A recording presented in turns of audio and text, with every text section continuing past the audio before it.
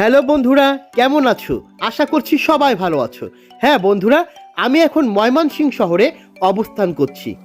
যারা শহর দেখতে এবং ঘুরতে ভালোবাসো, এই ভিডিওটি তাদের জন্য।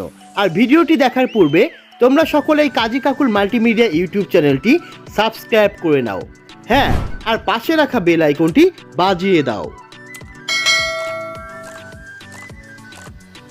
ময়মনসিংহ শহরটি ময়মনসিংহ বিভাগের প্রধান সদর দপ্তর। 2015 সালে ময়মনসিংহ বিভাগের মর্যাদা লাভ করে। বর্তমানে এই শহরের আয়তন 91.315 বর্গ কিলোমিটার এবং জনসংখ্যা 8,13,141 জন।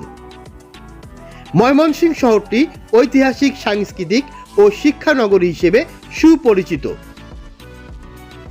এই শহরটি ব্রহ্মপুত্র নদীর তীরে অবস্থিত।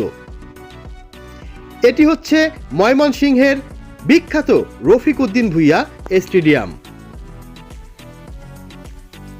ময়মনসিংহ কৃষি বিশ্ববিদ্যালয় দেশের শীর্ষ এই শিক্ষা প্রতিষ্ঠানটি ময়মনসিংহ শহরে প্রায় 1200 একর জায়গা নিয়ে গড়ে উঠেছে এই বিশ্ববিদ্যালয়টি।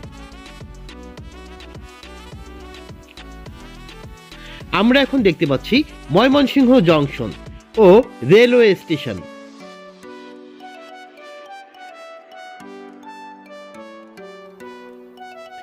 ময়মনসিংহ শহরে প্রচুর পরিমাণে হাই রাইজ বিল্ডিং রয়েছে। আমরা এখন দেখতে পাচ্ছি শিল্পাচার্য জয়নুল আবেদিন পার্ক।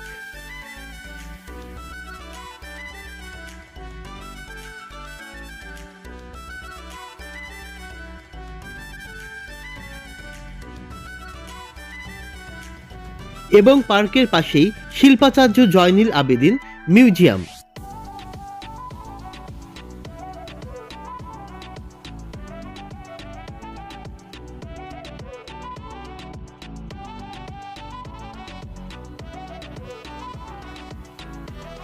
এটি হচ্ছে ময়মনসিংহ মেডিকেল কলেজ, যেটি আজ থেকে 98 বছর পূর্বে এই কলেজটি 1924 সালে প্রতিষ্ঠিত হয়। মেডিকেল কলেজের পাশে 1000 বেডের একটি হাসপাতালও রয়েছে।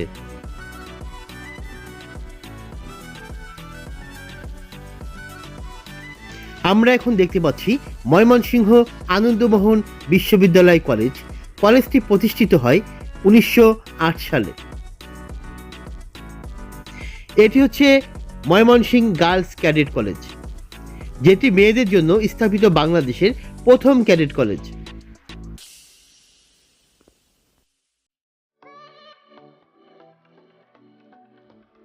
আমরা এখন দেখতে পাচ্ছি ময়মনসিংহ ইঞ্জিনিয়ারিং কলেজ, যেটি ময়মনসিংহ জেলার ঐতিহ্যবাহী এক বিদ্যাপীঠ। শশীলা জমিদার বাড়ি, যেটা রাজা শশী শ্রীকান্তের বাড়ি হিসাবে পরিচিত। ইউরোপের বিভিন্ন আর্কিটেকচার এই স্থাপত্য নির্মাণ করেছেন। ময়মনসিংহ শহর দেখলে মনে হয় এটি বাংলাদেশের তৃতীয় স্কাইলাইন সিটি, কারণ রাজশাহী বা খুলনাতে আমি এত বেশি হাই রাইজ বিল্ডিং দেখিনি। এটি হচ্ছে সিলভার ক্যাসেল হোটেল, যেটা ময়মনসিংহের সবচাইতে দামি হোটেল হিসেবে পরিচিত। এটি হচ্ছে ময়মনসিংহ শহরের future building, Mymensingh city corporation বা নগর ভবন। অসাধারণ সুন্দর দেখতে এই ভবনটি। ভবনটির উপরে সুইমিং পুল ও হেলিপ্যাডের ব্যবস্থা করা হয়েছে। ভবনটি নির্মিত হলে শহরের সৌন্দর্য আরো বহুগুণে বেড়ে যাবে।